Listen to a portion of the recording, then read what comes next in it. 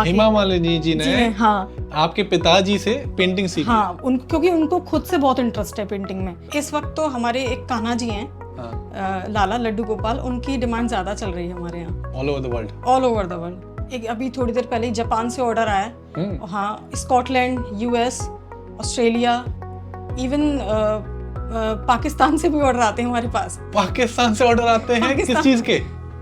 कृष्ण और राधा जी के। मतलब अभी मेनली अगर बात करें तो आम घर की जो जनता है, क्या वो भी अफोर्ड कर सकती है या फिर ये फिर इंटरनेशनल ही जाता है सब? फिर इंडिया के जो कस्टमर्स हैं वो उनके लिए फिर प्राइसिंग हमारी इंडिया वाली है। अच्छा, हाँ, मतलब विदेशियों को लूटना है। नहीं फिर नहीं, वैसे ही बात है, बहुत लूटा यार, कुछ तो दो भाई, कम से कम हमारा ही हमें लौटा दो। हाँ, ये आप कह सकते हो। हाईएस्ट जो मूर्ति है या ऑल्टर है कोई है, वो क्या मतलब पे लिया आपने? जैसे हम 12 लाख तक गए हैं। कितना मुनाफा करीब हो जाता है हर साल के टर्नओवर? मतलब 2-4 करोड़ तो मिल जाते होंगे जिस हिसाब से जा रहा है। एक बहुत बड़ा बकासुर बन रहा है जो कि मार्बल डस्टर से बन रहा है, और जो कि यूएस से एक ऑर्डर था हमारे पास, उनके लिए हम कार्य कर रहे हैं। और अभी और एक ऑल्टर बनना है हमारे यहाँ जो कि लकड़ी से बन रहा है। तो वो सब चीज़ें हम वही धार्मिक, हमारा टॉपिक ज़्यादा होता है। तो वो जो धार्मिक हमारा टॉपिक है, तो उसमें ऑल्टर्स बन रहे हैं बड़े बड़े, जो कि हम ऐसा उस पर अगर जो बैकड्रॉप होती है उसके लिए हम पेंटिंग्स भी बनाते हैं।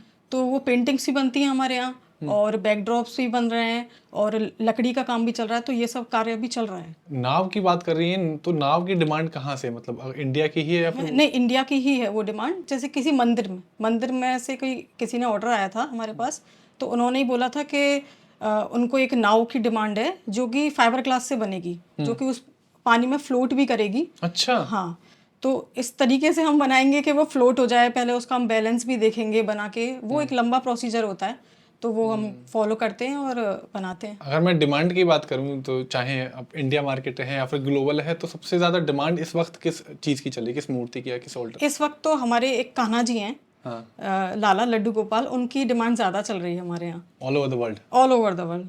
जैसे हमारी ऑनलाइन शॉप भी है एटसी, तो एटसी से भी जो फॉरेनर्स हमारे कस्टमर्स हैं वो भी ऑर्डर कर रहे हैं, और जो यहाँ के लोकल जो कस्टमर्स हैं वो भी ऑर्डर कर रहे हैं। तो हर जगह से डिमांड आ रही है लड्डू गोपाल की तो इस टाइम पे।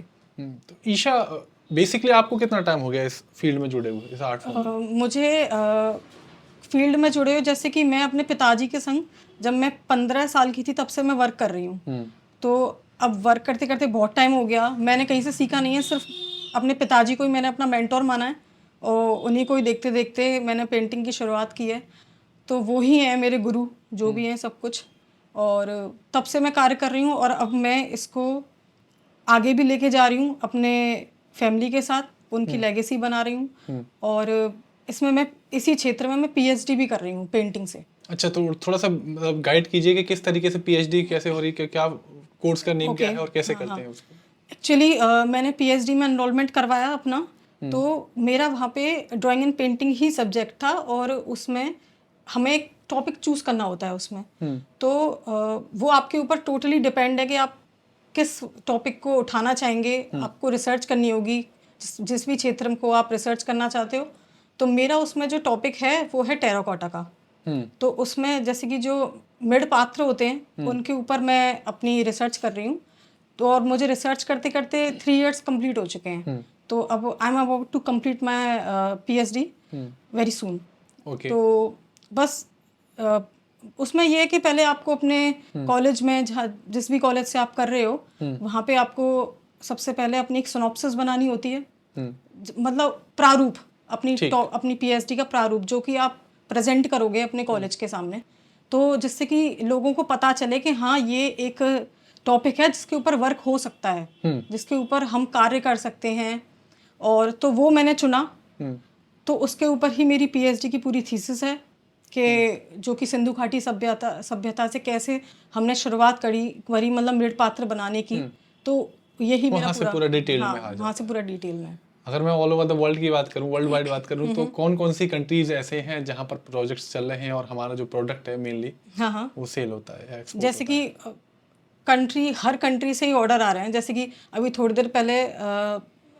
थोड़ी देर पहले जापान से ऑर्डर आया, हाँ, Scotland, US, Australia, even Pakistan से भी ऑर्डर आते हैं हमारे पास। पाकिस्तान से ऑर्डर आते हैं? किस चीज के? कृष्ण और राधा जी के। पाकिस्तान में कौन भक्त है, मुझे थोड़ा बताइए। वहाँ पे भी कुछ जो हमारे हिंदू लोग हैं और वो क्योंकि पाकिस्तान में भी मंदिर हैं।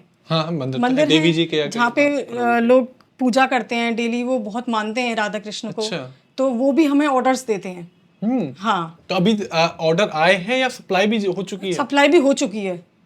पाकिस्तान में आप श्री कृष्ण भगवान को पहुंचा चुके हैं। तो वहाँ पे भी सप्लाई हम दे चुके हैं जी। बाकी के जैसे अदर कंट्रीज है, जापान है, तो यहाँ कौन सी ऑर्गेनाइजेशन के थ्रू आता है या फिर डायरेक्टली कोई ऐसा डील करते हैं जो पब्लिक है? नहीं, जैसे मैंने आपको बताया अभी थोड़ी देर पहले, हमारी ऑनलाइन शॉप्स भी हैं जी। तो उसके जरिए हम मतलब जगह जगह तक पहुंच पा रहे हैं लोगों तक। तो वो हमें इंस्टाग्राम के थ्रू देखते हैं। हमारा फेसबुक पेज भी है मिस्टिकल वृंदावन नाम से, इंस्टाग्राम पे भी हम हैं और हम उसमें एक्टिव रहते हैं। और जो भी ऑर्डर्स आते हैं वो जो भी कस्टमर होता है वो प्लेस कर देता है। पहले हमसे वो क्वेरीज पूछते हैं, जो भी उनकी क्वेरी होती है हम सॉल्व करते हैं। फिर वो सेटिस्फाई जब हो जाता है कि हाँ हम मतलब उनको बिल्कुल अच्छे से ही ऑर्डर सप्लाई कर पाएंगे, कोई टूट फूट नहीं होगी एक्सपोर्ट में, तो फिर वो ऑर्डर प्लेस कर देते हैं जी। अगर ऑल ओवर द वर्ल्ड की बात करें, वर्ल्ड वाइड बात करें, इंटरनेशनली, तो सबसे ज्यादा डिमांड कहाँ से आती है? किस कंट्री से? सबसे ज्यादा डिमांड हमारी यूएस में जाती है। यूएस में? हाँ। तो क्या क्या जाता है और कहाँ जाता है? सबसे ज्यादा यूएस में हमारा जो प्रभुपाद जी हैं वो, निताई गौर, चेतन महाप्रभु, और ये सबसे ज्यादा वहाँ पे पहुँचते हैं। अच्छा। हाँ। तो वहाँ के जितने भी इस्कॉन टेम्पल्स के, क्योंकि वो सब गौड़िया लोग हैं, तो वहाँ से ज्यादा डिमांड आती है इन सब चीजों की। चेतन महाप्रभु जी की आती है और गौर निताई, यही सब प्रभुपाद जी। जो जापान में बता रहे, वहाँ जापान में भी इस्कॉन की ही ऑर्गेनाइजेशन? हाँ, जापान में भी इस्कॉन की ऑर्गेनाइजेशन है। वैसे अब हर कंट्री में इस्कॉन की ऑर्गेनाइजेशन है। बिल्कुल। तो अब सब जगह से आता है। तो अगर मैं बात करूँ सबसे छोटे साइज और सबसे बड़े साइज में, चाहे प्रभुपाद जी हो चाहे फिर बालकृष्ण हो, तो कौन कौन सा आपने सप्लाई किए हैं फिर बने हैं आपके यहाँ? जैसे हमारे यहाँ जो प्रभुपाद जी का जो साइज है, जिस साइज से वो शुरू है, आप देख सकते हो प्रभुपाद जी वहाँ एक हैं, वो 3 इंचेस में है। बिल्कुल। तो 3 इंचेस में, फिर 6 इंचेस में, फिर हमारे पास 12, हाँ, और फिर 12 इंचेस से होते होते वो लाइफ साइज तक गया है। अच्छा। हाँ, प्रभुपाद जी की जो मूर्ति है हमारे यहाँ जो बनती है वो 3 इंचेस से शुरू है और लाइफ साइज तक गई है वो। तो इस तरीके से हम एज पर कस्टमर डिमांड, किसी कस्टमर को 3 इंच के चाहिए होते हैं और किसी को वो लाइफ साइज के चाहिए होते हैं। तो मतलब अभी मेनली अगर बात करें तो आम घर की जो जनता है, क्या वो भी अफोर्ड कर सकती है या फिर ये फिर इंटरनेशनल ही जाता है सब? वो नहीं कर सकती है वो, क्योंकि फिर इंडिया के जो कस्टमर्स हैं वो, उनके लिए फिर प्राइसिंग हमारी इंडिया वाली है। अच्छा। हाँ, मतलब विदेशियों को लूटना है। नहीं, फिर नहीं, वैसे ही बात है, बहुत लूटा यार, कुछ तो दो भाई, कम से कम हमारा ही हमें लौटा दो। हाँ, ये आप कह सकते हो। पर क्योंकि उसमें फिर हमारा एक्सपोर्ट का भी उसमें ऐड हो जाता है, सारे टैक्सेस हमें पे करने पड़ते हैं, तो उनकी प्राइसिंग फिर उनके अकॉर्डिंग है और इंडिया के कस्टमर्स की प्राइसिंग उनके अकॉर्डिंग है। तो ऐसे हमने बैलेंस किया हुआ। हाईएस्ट जो मूर्ति है या ऑल्टर है कोई है, वो क्या मतलब पे लिया आपने? जैसे हम 12 लाख तक गए हैं। 12 लाख? जो, हाँ, 12 लाख तक गए हैं जनता वालों तो थोड़ा जो हमने बैकड्रॉप बनाया है, हमने लकड़ी के ऑल्टर्स बनाए और बड़ी बड़ी मार्बल, जो प्योर मार्बल मूर्ति होती है, वो हमारे इतना एस्टिमेट में चली जाती है। अच्छा, एक कान्हा जी हैं जो, अगर आपके जो फादर हैं आचार्य राजन जी, उनके द्वारा बड़े प्रसिद्ध फेमस भी रहा है। हाँ। तो वो उन्हीं की थॉट प्रोसेस में आया, जिस तरीके से उन्होंने बनाया कि यूनिक स्टाइल, ऐसा कुछ आपने भी कुछ ऐसा बनाया है जो आपके द्वारा ही बना हुआ और फिर वो भी बहुत डिमांड में रहा हो? एक्चुअली मेरा जो वर्क है वो मोस्टली पेंटिंग वर्क है मेरा। तो अब जैसे जो भी मेरे पिताजी जो क्रिएट करते हैं, तो फिर मैं उन पे पूरा उसको जो फाइनल लुक होता है, जो पेंटिंग से आ पाता है, तो वो देना मेरा कार्य है। तो उस चीज को मैं करती हूँ और मैं अलग से I do also paintings on canvas, और मेरा मीडियम ऑयल रहता है, तो मैं तेलीय रंगों का प्रयोग करके मैं पेंटिंग्स बनाती हूँ। तो ईशा, जैसे देखो वृंदावन रह रहे हैं तो यहाँ का जो कल्चर है, ठीक है, और यहाँ की जो वाइब है, भक्ति, वो तो जरूर आपके अंदर होगी। तो फिर भी उसके बावजूद भी मतलब इसके पीछे अगर जाएं थोड़ा सा गहराई में, तो क्या थॉट आते हैं, क्या सपने में कोई ऐसा ख्यालात आते हैं? क्योंकि यूनिक तो आप बना ही रहे, ऐसा तो नहीं कोई कॉपी पेस्ट वाला काम तो है ही नहीं। कॉपी तो हमारा कोई वर्क है ही नहीं। हाँ, यूनिक है। तो मतलब कैसे कभी थॉट आए, कभी कोई ऐसे आए कि भगवान जी आते हो सपने में, इस तरीके से मुझे बनाने हैं? नहीं, एक्चुअली ये थॉट प्रोसेस जो है ना, जब आप भागवत पढ़ोगे, हाँ रामायण पढ़ोगे और जो भी आप कोई पुराण पढ़ोगे और ग्रंथ पढ़ोगे, तो आपके दिमाग में जब आप उसको पढ़ते हो, किसी चीज़ को रीड करते हो, तो आपके थॉट प्रोसेस में वो चीज़ चलती रहती है। तो जब आप उसको चीज़ को फील कर रहे हो, हर टाइम उसके बारे में सोच रहे हो, तो फिर आपके हाथ अपने आप ऐसा होता है कि हम इस चीज़ को क्यों ना पेंटिंग के जरिए इसको बाहर निकालें, या फिर क्रिएट करें इस या art फिर को, इस चीज़ को क्रिएट करें, चाहे मिट्टी के से हो वो, चाहे हम उसको पेंटिंग के थ्रू हम उसको बाहर निकालते हैं अपने थॉट प्रोसेस को। तो इसी तरीके से जो हमारी जो कला भी यही है, हमारे जो भी भाव चल रहे हैं उनकी अभिव्यक्ति है कला। तो सही बात है। मैं जब आया ना ऑफिस में बैठा और देखा तो मेरी नजर पड़ी उन लड्डू गोपाल जी पे, और बहुत शाइन तो कर ही रहे हैं, बहुत अट्रैक्टिव लग रहे हैं। तो मतलब ये उन्हीं का आपके फादर के द्वारा बनाया हुआ है? कितना समय हो गया इसको बने हुए? इसको बने हुए हो गए हैं 5 इयर्स। 5 इयर्स। हाँ। तो ये डिमांडेबल है या क्या है, इसका थोड़ा सा बताइए, ये क्योंकि तो बहुत अलग लग रहे हैं। ये तो सबसे ज्यादा हाई डिमांड है इनकी। अच्छा। हमारे यहाँ पे। हाँ, तो ये वैसे क्योंकि ये जल्दी भी रेडी हो जाते हैं, और जो हमारे कस्टमर्स हैं इतना, क्योंकि इनकी जो आभा है वो इतनी सुंदर है कि वो बहुत ज्यादा अट्रैक्ट करते हैं कस्टमर्स को। तो इनकी जो डिमांड है वो सबसे ज्यादा है, और ये मैं इसको कंप्लीट कर देती हूँ 5 डेज में। अच्छा। वर्कशॉप से आ जाते हैं मेरे पास 3 डेज में पूरे तैयार होके, देन फिर 2 डेज का जो वर्क है वो मेरा रह जाता है। मैं इसमें फाइनल पेंटिंग वर्क अपना करके इसको फिर कस्टमर्स तक हम सप्लाई कर देते हैं। जो ये कान्हा जी हैं, लड्डू गोपाल जी हैं, इनका साइज तो थोड़ा सा बड़ा है, मतलब हाँ, अगर आप ये छोटे 12 मंदिर में नहीं रख इंचेस के सकते, हैं, तो इसमें साइज का भी आपको अवेलेबल अभी है तो कस्टमर्स हाँ, के लिए? एक तो ये साइज है 12 इंचेस का, और एक हमारे यहाँ छोटे वाले 4 इंचेस के भी हैं। अच्छा। हाँ, ठीक है। अगर मैं देखिए बहुत सारे आपसे इंस्पायर्ड होंगे, देखेंगे, वुमेन्स हो, गर्ल्स हो, या फिर बाकी कोई भी चूज कर सकता है, तो अगर मैं करियर की बात करूं तो कितनी करियर अपॉर्चुनिटी है इस आर्ट फॉर्म में? जैसे कि मेरा पर्सनल एक्सपीरियंस ये है कि मैंने बहुत बार ट्राई किया है, इवन इन वृंदावन। जैसे लड़कियां और जो लड़के हैं वो सीखना तो चाहते हैं, पर उस चीज़ को ना कंटिन्यूशन में नहीं रख पाते। और जैसे वो 2 दिन सीखेंगे, 3-4 दिन सीखेंगे, फिर उनका जो इंटरेस्ट है ना वो लूज हो जाता है। पर अगर आप किसी चीज़ में परफेक्ट होना चाह रहे हो, तो आपको वो चीज़ ना लगातार करनी पड़ती है। और अब जैसे मैं आपको बता दूं कि वृंदावन में ऐसी 5% भी ऐसे यूनिट नहीं होगी जो इस चीज़ को सीखना चाह रही है।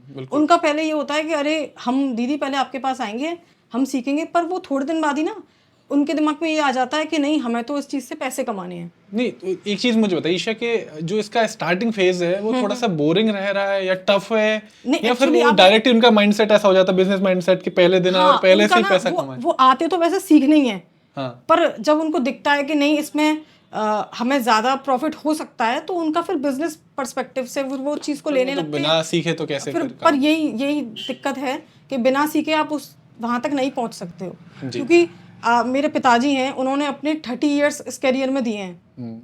30 साल से वो लगातार काम कर रहे हैं। अब मैं भी इस चीज़ को काम कर रही हूँ, तो हमने बहुत सारी जो स्टेजेस है वो पार करी हैं। हमने इस चीज़ में स्ट्रगल भी किया है हमने, क्योंकि एक मूर्ति बनाने को पहले समझ में नहीं आती थी, हम उसको मिटा देते थे।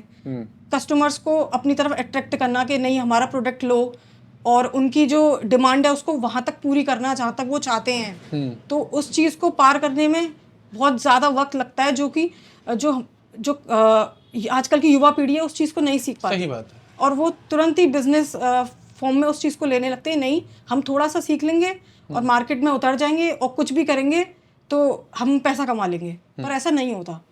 आपको किसी भी कार्य में परफेक्ट होना पड़ता है, चाहे आप पेंटिंग कर रहे हो, चाहे आप मूर्ति बना रहे हो।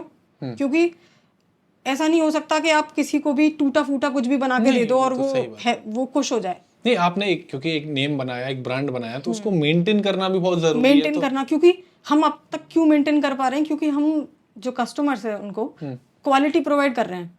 क्योंकि ऐसा नहीं होता कि नहीं यार हमने एक मूर्ति पे तो बहुत ज़्यादा परफेक्ट काम कर दिया और दूसरी मूर्ति पे हमने कुछ किया ही नहीं।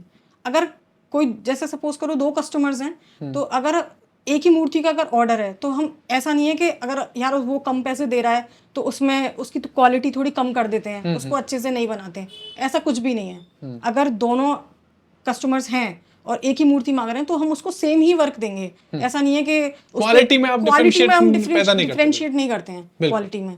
ऐसा हमारे यहाँ होता ही नहीं है। जी। देखिए आपने बात करी कि यहाँ के लोकल जो हैं, वृंदावन के लोकल हैं, वो सीखने के लिए लर्नर इतने नहीं नहीं मिल रहे हैं। हाँ। लेकिन फॉरेनर्स तो बहुत दिखाई देते हैं। हाँ, उनके पीछे क्या रीजन है? फॉरेनर्स को आप भी सिखाते हैं, ट्रेन करती हैं? हाँ, फॉरेनर्स को हम सिखाते हैं और उनको ट्रेन भी करते हैं। फॉरेनर्स एक्चुअली बहुत ज़्यादा पेंटिंग को पसंद करते हैं, पता नहीं क्यों। उनके वो ब्लड में है कि वो अगर, और वो जल्दी सीखते भी हैं। अच्छा। हाँ, वो उस चीज़ को सीखेंगे। उनके दिमाग में ये नहीं आएगा कि नहीं यार हमको इस चीज़ से पैसे कमाने चाहिए। वो आर्ट को ज़्यादा वैल्यू देते हैं। वो आर्ट को ज़्यादा वैल्यू देते हैं और वहाँ तक जाते हैं बिल्कुल परफेक्ट होकर ही वो लौटते हैं कि नहीं, अगर हमने इस चीज़ को पकड़ा है तो हम बिल्कुल परफेक्ट ही होंगे। तो अब अभी तक अगर बात करें तो लगभग मतलब कितना, अगर स्ट्रेंथ की बात करें, कितने फॉरेनर्स सीख चुके हैं? जैसे मेरे पिताजी से काफ़ी ज़्यादा, एटलीस्ट 20 फॉरेनर्स तो सीख चुके हैं पेंटिंग। यस, और वो पेंटिंग करते भी हैं और वो अपनी पेंटिंग सेल भी करते हैं। तो जो सीख के गए जी, वो जो हैं वो वृंदावन के रहने वाले या फिर बाहर से कहीं विदेश से आकर आ रहे हैं यहाँ पर और सीख रहे हैं? विदेश से भी आ रहे हैं और जो यहाँ पे रह रहे हैं वो भी सीख रहे हैं मेरे पिताजी से पेंटिंग, और काफ़ी लोगों को सिखा चुके हैं पेंटिंग। और मैं जैसे एज एन करियर की भी बात की थी, तो फिर मैं ये भी जानना चाहूँगा कि इसमें मतलब कितना मुनाफा करीब हो जाता है अगर साल के टर्नओवर, मतलब 2-4 करोड़ तो मिल जाते होंगे जिस हिसाब से जा रहा है। वैसे हाँ, बता नहीं सकते। वैसे तो नहीं बता सकती हूँ मैं टर्नओवर। हाँ, पर हाँ, अच्छा हो जाता है। हाँ, अच्छा हो जाता है। समझ पा रहा हूँ। तो मतलब अगर आप सोच पा रहे हैं, लेकिन देखिए इन्होंने बहुत ज़रूरी चीज़ कही कि पहले सीखना पड़ेगा। पहले आपको सीखना पड़ेगा, उसमें परफेक्ट होना पड़ेगा, उसके बाद सोचिए। तब आप सोचिए कि हाँ अब हम रेडी हैं मार्केट में उतरने के लिए। तो अभी अगर अचीवमेंट्स की बात करें अब तक की लाइफ में, तो किस तरीके के अचीवमेंट्स इस क्षेत्र में, इस आर्ट फॉर्म में आपको मिले हैं?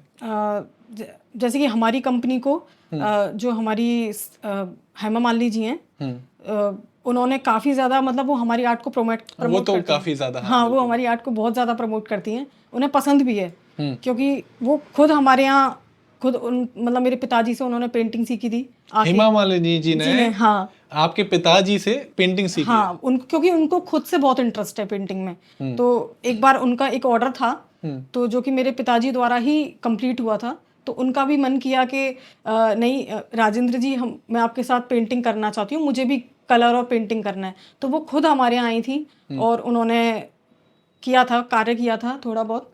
तो उनका भी काफ़ी इंटरेस्ट है।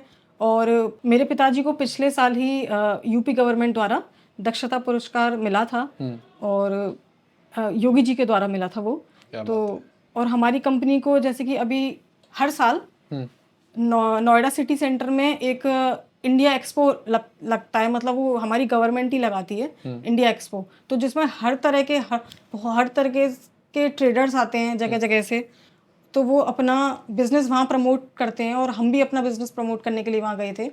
तो वो चीज़ एक बहुत सही चीज़ है, अपने बिजनेस को प्रमोट करने के लिए, एक प्लेटफॉर्म पे ले जाने के लिए। ईशा, फ्यूचर प्लान क्या है अभी आपके इस आर्ट फॉर्म को लेकर? इस आर्ट फॉर्म को लेकर फ्यूचर प्लान्स तो यही है कि मुझे पाकिस्तान तक तो पहुंचा ही दिया आपने। हाँ, अब क्या रह गया है? अब तो यही है कि अब थोड़ा जैसे अब और प्रमोट करना है, क्योंकि कभी भी जहाँ पे आप हो वहाँ रुकना नहीं चाहिए, लगातार मेहनत करती रहनी चाहिए।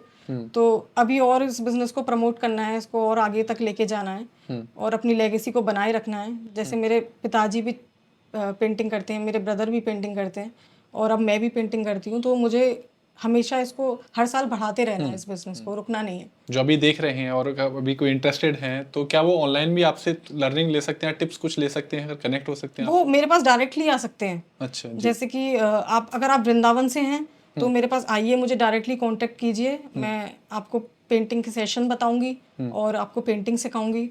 तो इस तरीके से मुझे वो अप्रोच कर सकते हैं। अगर क्षेत्र से बाहर हैं, अगर चाहे फिर वो मतलब आउट ऑफ कंट्री हो या फिर अदर स्टेट में हो, तो किस तरीके से कनेक्ट हो सकते हैं? अभी तो जैसे कि मैं ऑनलाइन पेंटिंग सेशन नहीं दे सकती, क्योंकि मेरे पास खुद का वर्क इतना है।